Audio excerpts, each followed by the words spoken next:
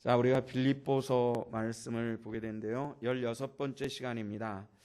지난 수요일 저녁에는 교회 안에서 갈등의 핵심 인물이었던 유오디와 순두계에게 같은 마음을 품으라 하면서 사도 바울은 이 두 사람에게 특별히 권면하는, 화합을 권면하는 그런 내용을 보았습니다.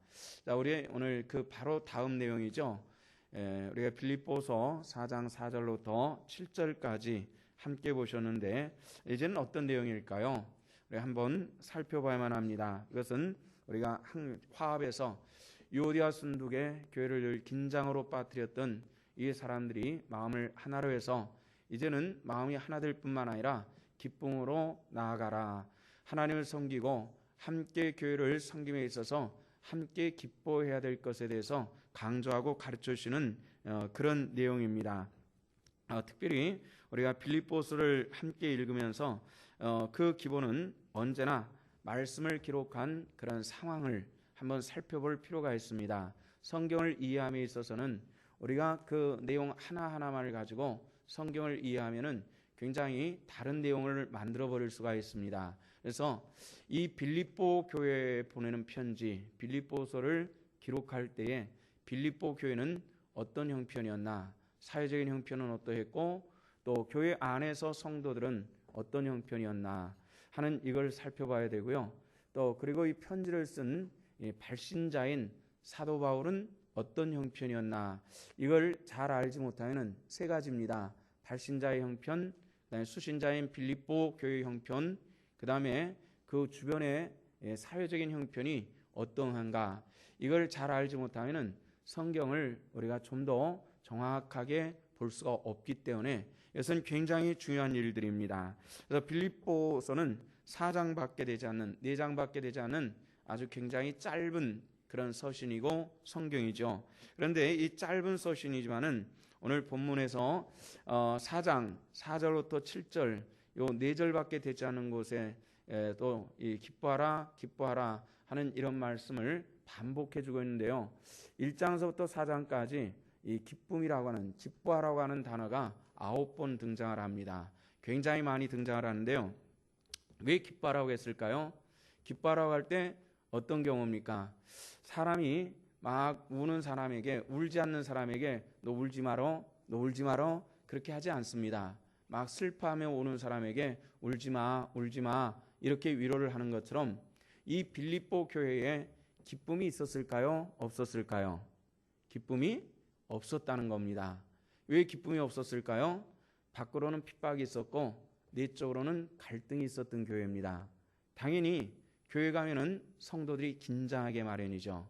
교회가 늘 편안하면은 얼굴에 미소가 띄고 그리고 편안하면 얼굴에 나타나는 그런 평안함이 있는데 교회가 긴장 속에 들어가면은 얼굴로 긴장하게 되고 그리고 웃음이 사라질 수밖에 없습니다. 빌립보 교회가 마찬가지였어요. 기쁨이 없었습니다. 성도들이 신앙생활에 기쁨이 있어야 되는데 기쁨이 없는 교회, 이것이 빌립보 교회의 특징이었다는 거죠. 그래서 사도 바울은 빌립보서를 기록하며 말하기를 틈만 나면은 기뻐하십시오, 기뻐하십시오 이렇게 강조하고 있는 그런 걸 볼 수가 있습니다. 그만큼 기쁨이 없었다라는 것을 알 수가 있는데 오늘 본문 4절에서도 이런 얘기를 하고 있습니다. 주 안에서 항상 기뻐하라, 내가 다시 말하노니 기뻐하라 이렇게 이야기를 합니다. 발신자로서 바울의 입장을 좀 우리가 살펴봐야 되는데요. 이 빌립보 서신을 쓴 사도 바울은 감옥에 갇힌 사람입니다. 그리고 죽음을 앞둔 사람입니다. 죽음을 앞둔, 그리고 자유가 억제되어진 이런 사람의 입장에서 남에게 기뻐하십시오 이렇게 이야기하는 굉장히 어려운 겁니다. 근데 사도 바울은 기뻐하십시오, 그리고 또 기뻐하십시오 이렇게 이야기를 하고 있는 그런 걸 봅니다. 사도 바울은 자기의 신상을 몰랐을까요? 잘 알고 있었습니다. 빌립보서 2장 17절에 보면은 이런 얘기를 합니다. 만일 너희 믿음의 재물과 봉사에 내가 나를 관제로 드릴지라도 나는 기뻐하고 너희 무리와 함께 기뻐하리라 이렇게 얘기를 합니다. 나를 관제로 드릴지라도 하는 말이 나오는데요. 이 관제라고 하는 것은 이 물이라고 하는 표현이 관자가 있습니다. 이 물로 드리는 제사를 얘기하는 것입니다. 내가 물로 사람이 액체로 드리는 제사는 어떤 것이겠어요? 그것은 피 흘림을 얘기하는 것입니다. 주 영광을 위해서 내가 피 흘려 순교를 당할지라도 나는 기뻐하고 나와 함께하는 무리인 너희와 나와 함께 기뻐하자. 이렇게 얘기를 합니다. 다시 말해서 바울은 자기가 죽을 것을 알고 있었습니다. 죽음을 앞에 둔 사람 입장에서 굉장히 어려운 얘기를 하는 겁니다. 여러분들 기뻐하십시다. 이런 얘기입니다. 굉장히 비장한 얘기죠. 이건 정말 뭐가 기쁜 일이 있어가지고 좋아가지고 여러분들 나를 위해서 기뻐해 주세요. 이런 얘기가 아니라 그럼에도 불구하고 믿음의 사람들은 기뻐해야 됩니다 하는 이런 얘기를 하고 있는 것입니다. 성도 여러분들, 우리가 주와 함께 기뻐하고 사도 바울과 함께 그 기쁨에 동참하는 우리 신성의 권속들 다 되시기를 주 이름으로 축원합니다. 바울은 죽음을 기다리면서 나는 기쁩니다. 이 기쁨이 오늘 현대 신앙인들, 특별히 우리 신성의 권속들에게 함께 하시기를 원합니다. 이런 영화가 있었죠. 코바디스라고 하는 그런 영화입니다. 어디로 가십니까? 라는 그런 뜻을 가지고 있는 말인데요. 초대교회 신앙의 바탕으로 한 순교 영화입니다. 초대교회 성도들이 어떻게 주님을 섬기고 어떻게 순교를 당하고 어떻게 신앙을 지켰나 하는 이런 것을 영화화시켜놓은 그런 것인데요. 원래 이 코바디스라고 하는 이 영화는 소설을 바탕으로 해서 만들어진 것입니다. 원래 기독교 신앙을 철저하게 반대하고자 했던 한 군인이 성경을 연구를 하다가 그만 예수를 믿게 되고 그 예수를 믿게 되고 나서 로마 초대교회 역사를 뒤져가지고 그 초대교회 역사를 바탕으로 해가지고 지은 소설이 바로 이 코바디스입니다. 이 코바디스가 소설이 또다시 영화가 돼가지고 나오죠. 그 영화가 돼서 나온 이 코바디스라고 하는 이 영화를 보면은 그 순교당하는 일들이 등장을 합니다. 원형 경기장에서 이 맹수들 위협을 받으면서 빙그럽게 둥그렇게 둘러앉아가지고 서로 머리를 맞대고 하나님을 찬양하며 기도하는 이런 성도의 모습을 볼 수가 있습니다. 그럴 때 로마 황제가 도대체 기독교인들은 뭐냐? 이 위협과 이 두려워할 수밖에 없는 순간에도 기도하고 찬양하고 하늘을 우러러보는 저들은 도대체 누구냐? 이렇게 탄식하는 얘기가 나오는데요. 그렇게 해가지고 이 맹수들이 기독교인들을 유해를 하고 죽이고 일부는 뜯어먹고 이런 모습들이 또 등장을 합니다. 그래서 로마 황제가 마지막 이제 짐승들이 다시 우리 속으로 들어가고 그리고 이 원형 경기장에 죽어 있는 이 기독교인들을 살펴보러 내려가죠.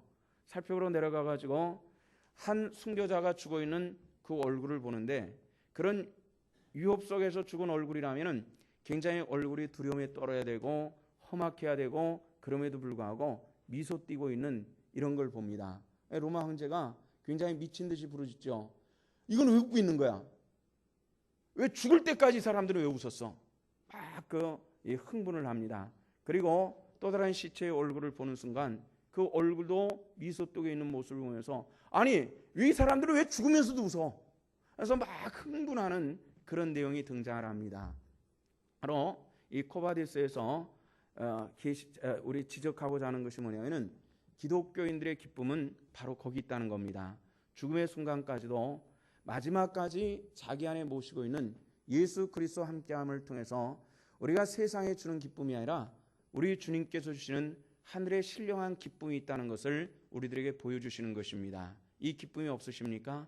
정말 하늘에서 공급하시는 하나님의 그 신령한 기쁨이 우리 신성의 권속들에게 함께 하시기를 주님의 이름으로 축원합니다. 그래서 바울은 자기 기쁨에 대해서 얘기할 때에 기뻐하고 기뻐하라 이렇게 반복적으로 하는데 이 문장적인 해석은 이런 것입니다. 먼저 기뻐하라고 말을 하는데 기뻐할 조건이 없지 않습니까? 아까 말씀드렸죠. 빌립보 교회 성도들이 기뻐할 수 있는 조건이 아무것도 없습니다.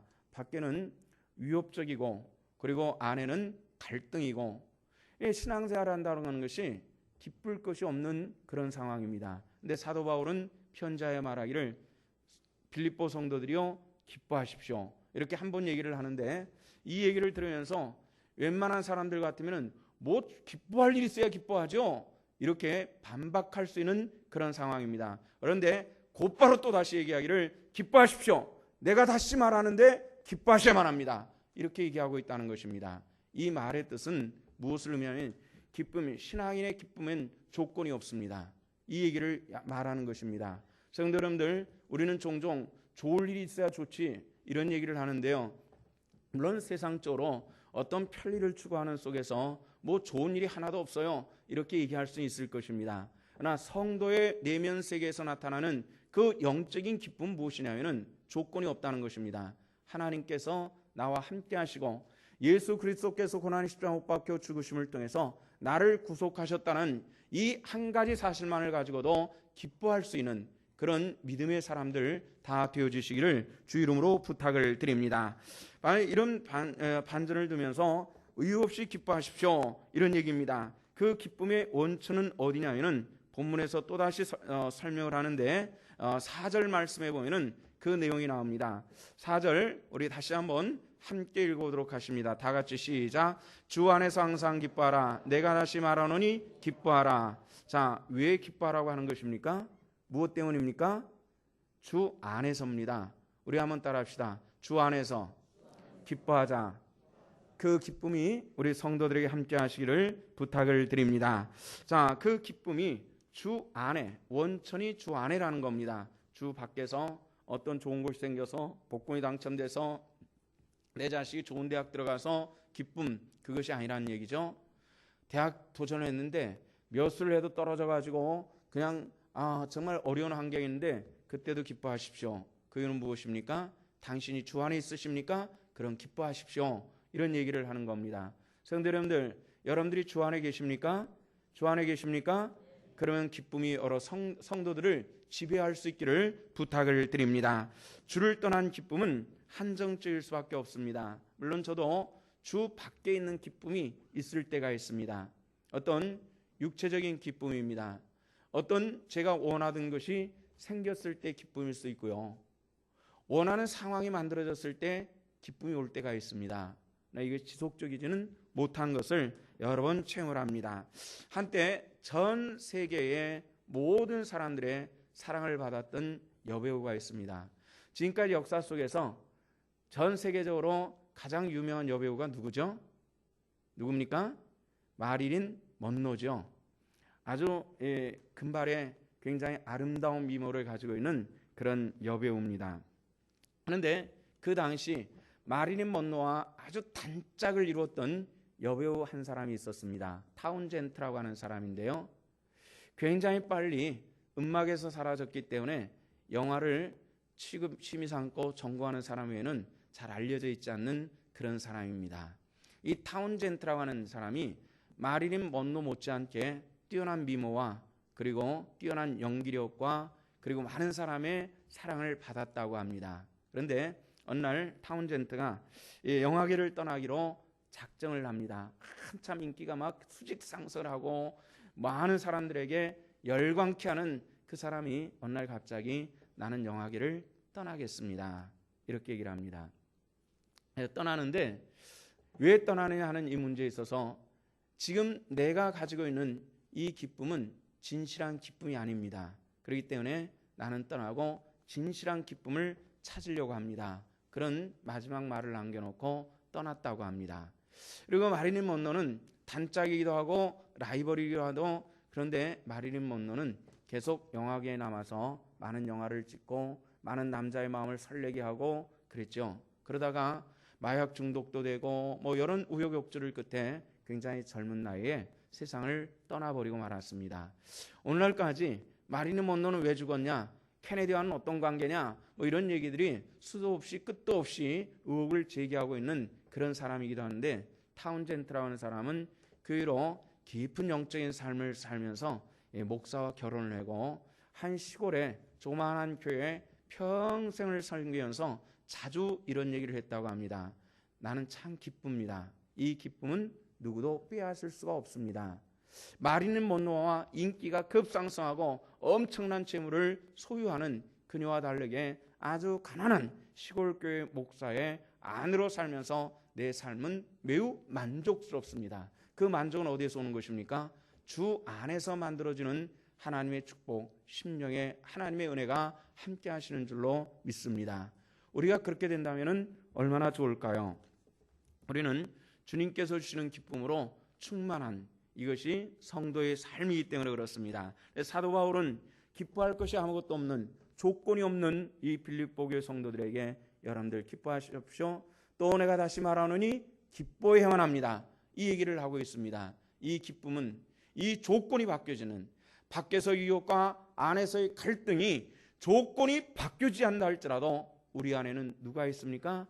주님께서 계시고 또한 우리가 주 안에 있기 때문에 우리는 기뻐해야만 합니다. 이 얘기를 하고 있다는 것입니다. 그러면서 이 기뻐하는 사람들에게 한 걸음 더 나가서 그냥 기뻐하는 것이 아니라 한 걸음 더 나가서 뭘 요구하고 있는지 살펴보시기 바랍니다. 5절 말씀입니다. 다 같이 한번 읽어봅니다. 시작. 너희 관용을 모든 사람에게 알게 하라. 주께서 가까우시니라. 한국말에서 관용이라고 하는 말, 너희 관용을 모든 사람에게 알게 하라 하는 이 관용이라고 하는 말은 이해하고 용납하는 것을 관용한다 이렇게 표현을 하는, 이 단어적인 해석은 그렇습니다.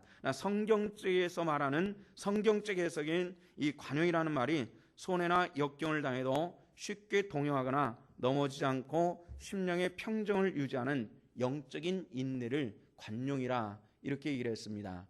누구를 용서하고 이해하고 용납하는 것을 우리는 관용이라고 말하지만은, 그러나 어떤 조건이 나를 위해하고 그리고 손해를 입힌다 할지라도 내 마음에 평안이 깨트려지지 않는 그런 평정을 유지할 수 있는 심령적 인내가 관용이라는 것입니다. 그런 의미에서 바라볼 때 우리는 그 관용이 없는 그런 삶을 살아갈 수 있는 것이죠. 어떤 누가 나에게 조금만 어려움을 주고 또 그렇지 않고 내가 실수해서 어떤 손해가 입히면은 우리는 쉽게 내 안에 평정이 깨져버리는, 평화가 깨져버리는 이런 경우들이 의외로 참 많고, 또 믿는 자나 안 믿는 자나 구별함이 없이 우리 믿는 사람들도 그런 자리에 들어가는 경우들이 의외로 많이 있더라는 것입니다. 성도 여러분들, 우리가 관용을 가질 수 있기를 주 이름으로 축원합니다. 주께서 오늘 뭐라 말씀하십니까? 주께서 가까우시기 때문에 우리가 관용, 내 안에는 평화를 잊지 않는 그 모습이 우리들에게 필요하다 이런 얘기입니다. 이런 신앙은 우리가 신앙 안에서 이런 관용을 통해서 사람들을 수용할 수도 있고 이해할 수도 있고 끌어안을 수 있는 이것이 우리들의 관용입니다. 신앙 안에서 내 주장, 내 권리, 내 이익 이것만 내세우기 시작하면은 심각한 형태에 빠지기 쉽습니다. 왜 이쯤에서 빌립보서 4장 5절쯤에 와가지고 너희 관용을 모든 사람에게 알게 하라 이런 얘기를 했을까요? 그 이유는 바로 앞에 있는 내용입니다. 지난 우리가 수요일 날 봤던 유오디아 순두개의 문제입니다.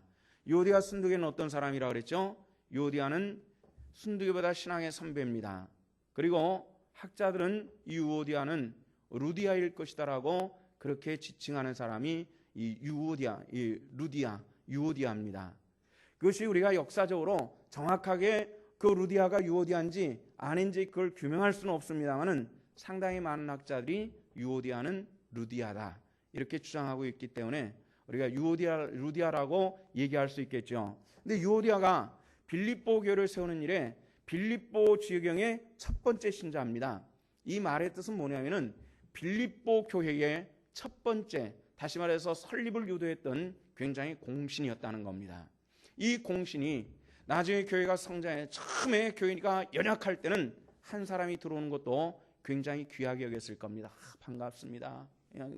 형제님이 또는 자매님이 우리 교회에 등록해 주셔서 얼마나 좋은지 우리는 환영합니다. 이렇게 됐을 거예요. 근데 시간이 지나서 세월이 많이 지나서 교회가 어느 정도 성장이 되니까 그런 것이 점점 사라지고 또 나보다 늦게 신앙생활하고 어느 정도 교회가 성장돼 가지고 늦게 들어온 사람이 자기 위치를 차지하고 주일들을 감당해 나가는 이런 순두개와 같은 사람들이 많아짐을 보면서 유오디아는 다른 모습이 나타나기 시작했다는 겁니다. 무엇일까요?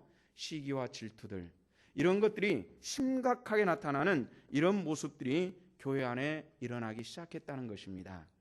우리 신성교회가 이제 새로운 과정을 이제 이 곤충으로 말한다면은 이 껍데기 허물을 한번 벗어내는 과정입니다. 우리 신성교회가 몇 번의 허물을 벗어냈죠? 저 이 3층 이 예배당 월세 예배당에서 한번 그것을 벗어났을 때 한번 껍데기를 벗는 것처럼, 그래서 또다시 증축을 할 때 껍데기를 벗는 것처럼, 또 그런가 하면 교회 안에서 갈등 속에서 성도들이 떠나가는 뒷모습들을 보면서 우리들은 성숙의 과정들을 하나씩 거쳐왔습니다.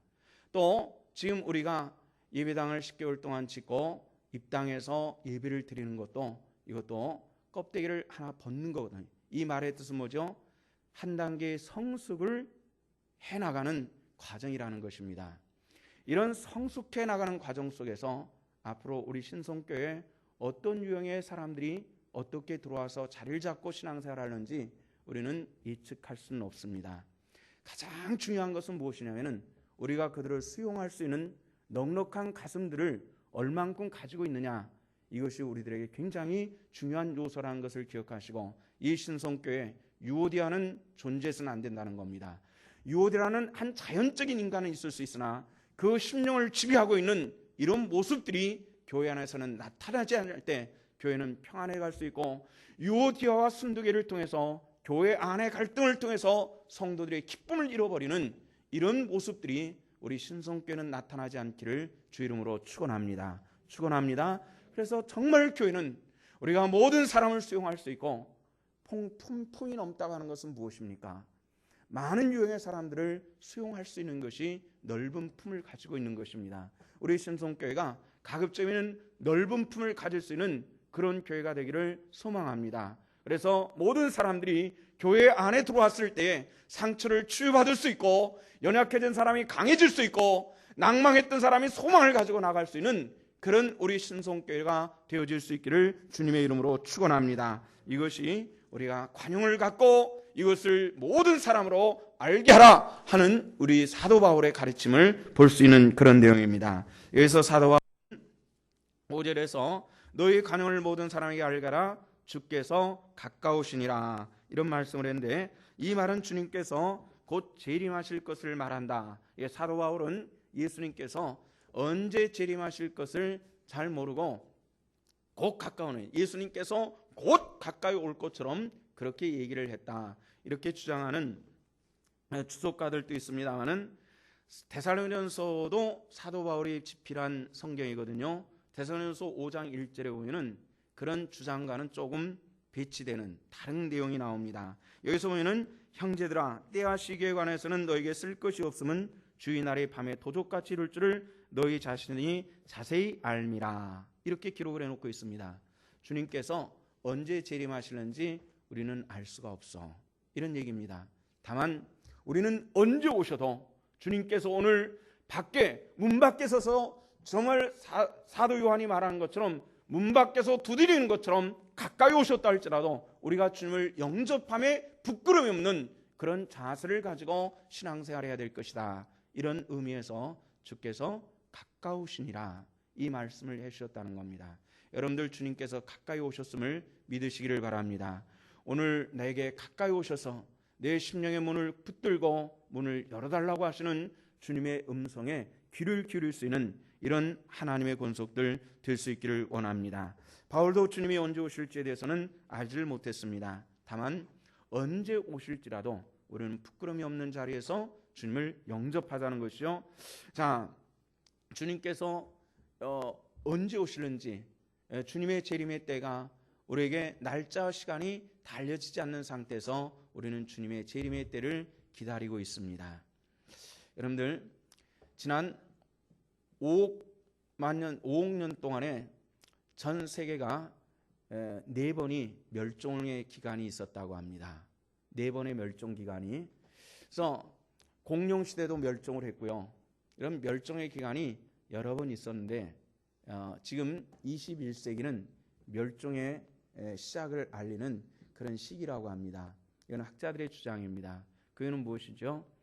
멸종이라고 하는 것은 뭐냐면요, 모든 생명체의 75%가 지구상에서 사라져갔을 때 그것을 멸종이라 이렇게 얘기한다고 합니다. 그런데 여러분들 자세히 살펴보고 계십니까? 지금 세상이 많이 달라지고 있습니다. 지금쯤에는 우리 주변에 많이 보여야 되는 것이 있습니다. 뭐가 보여야 될까요? 나비가 보여야 됩니다. 벌도 보여야 되거든요. 아직까지 나비를 보지 못했습니다. 수분을 해줄 수 있는 곤충들이 사라지고 있습니다. 며칠 전에 화성을 좀 다녀왔습니다. 배밭들이 있더라고요. 그런데 배밭에서 농부들이 나와서 일을 하는데 수분을 시켜줄 곤충들이 없어가지고 붓에다가 꽃가루를 묻혀가지고 전부 꽃들에게 발라주고 있는 것을 봤습니다. 수분을 시켜줄 곤충이 없습니다. 이제는 예사롭게 볼 수 없는 그런 내용들입니다. 이 말의 뜻은 뭘 의미하는 것이죠?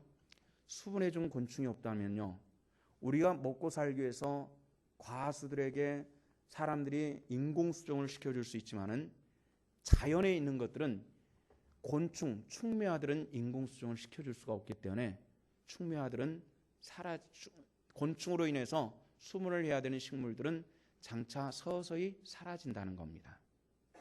굉장히 심각한 일들이 우리 주변에 벌어지고 있는 것입니다.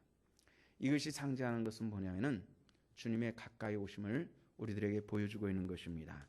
자, 빌립보 교회에 왜 이런 불미스러운 일들, 영적이었으며 초대교회를 세우는데 그 앞장섰던 유오디아가, 그리고 그 유오디아의 이끌을 받고 교회에 왔던 순두개가 왜 그런 갈등의 주인공이 됐을까? 원인은 뭘까?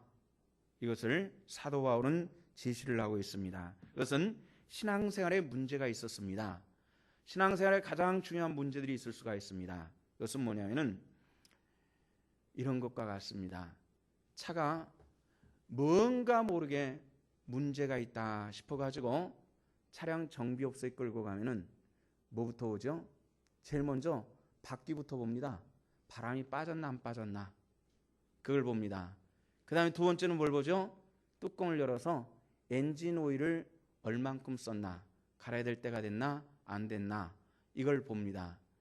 점검하는 단계가 하나씩 차근차근 있는데 제일 먼저 바퀴 바람 빠졌는지, 엔진 오일 됐는지, 또는 배터리가 정상인지 이거부터 점검해서 하나씩 들어가는 것을 봅니다.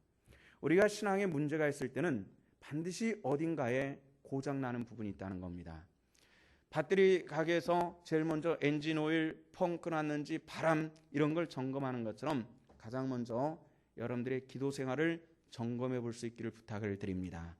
하나님과의 관계가 정립이 안 되면은 기도는 자연스럽게 끊어질 수밖에 없습니다. 기도 생활이 끊어졌습니까?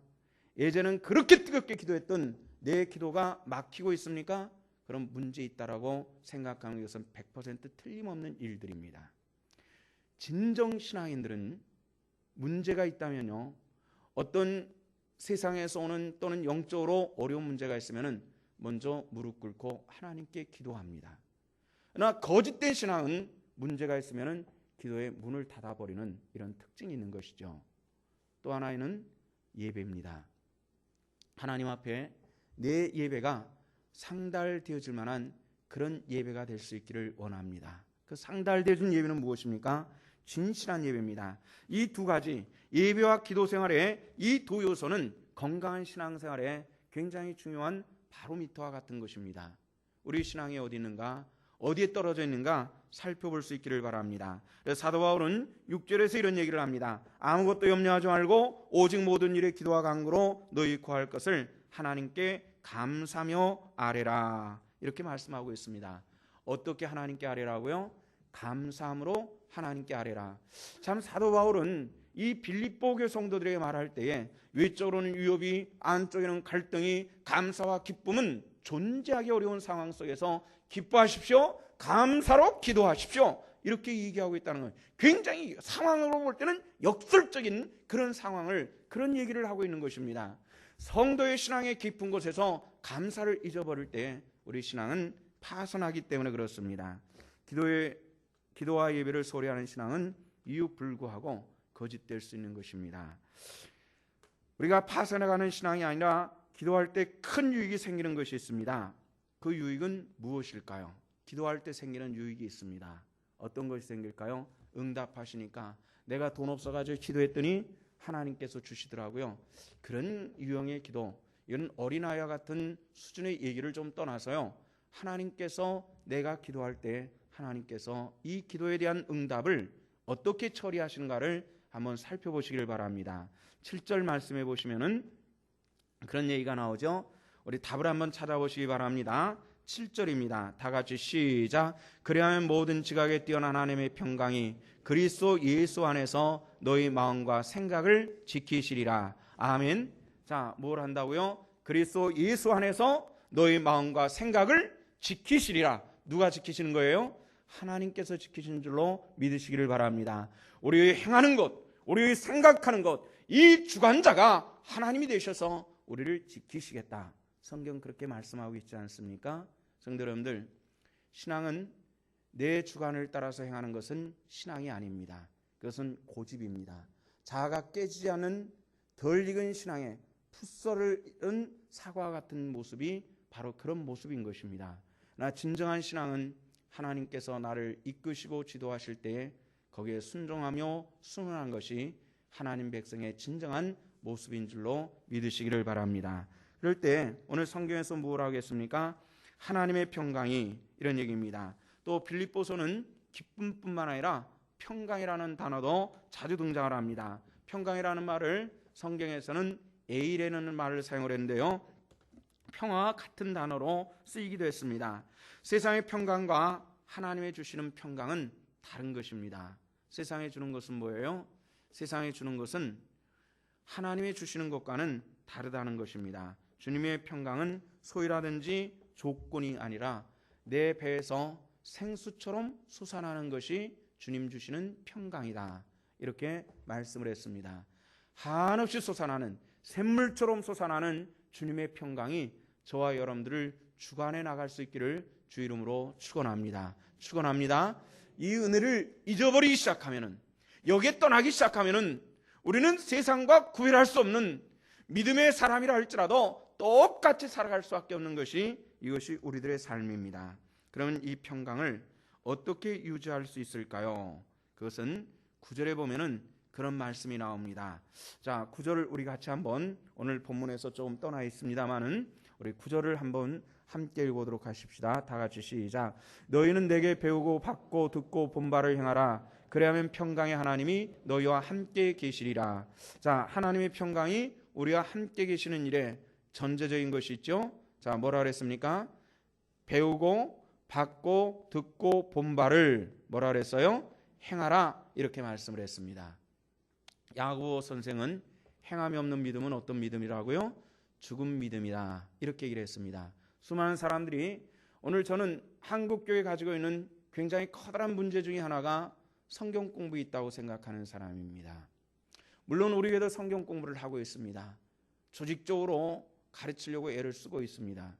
그런데도 불구하고, 우리가 그렇게 함에도 불구하고 왜 한국교회는 성경 공부가 문제가 있습니까? 뭘 잘못 가르쳤습니까? 아니에요. 잘 가르쳤습니다. 그런데 문제는 뭐냐면은 행함이 없는 지식으로만 끝나버린 신앙이 여기에 가장 큰 문제라는 것입니다. 그래서 요즘에는 우리가 티를 함께 나누고 있습니다. 월요일 날 9시 반에 모여서 우리 10분의 성도들이 두 반로 나눠가지고 요즘에 티를 공부를 하고 있습니다.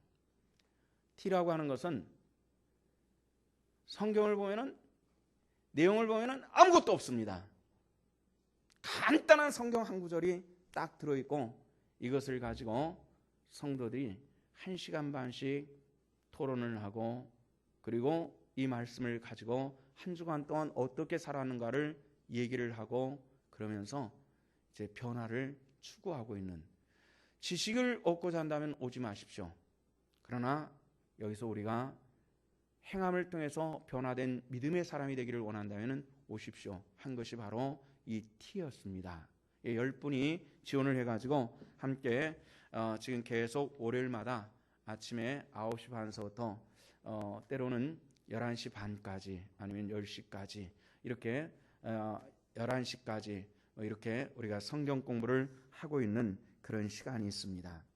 듣고 배우고 본 바를 행할 수 있기를 원합니다.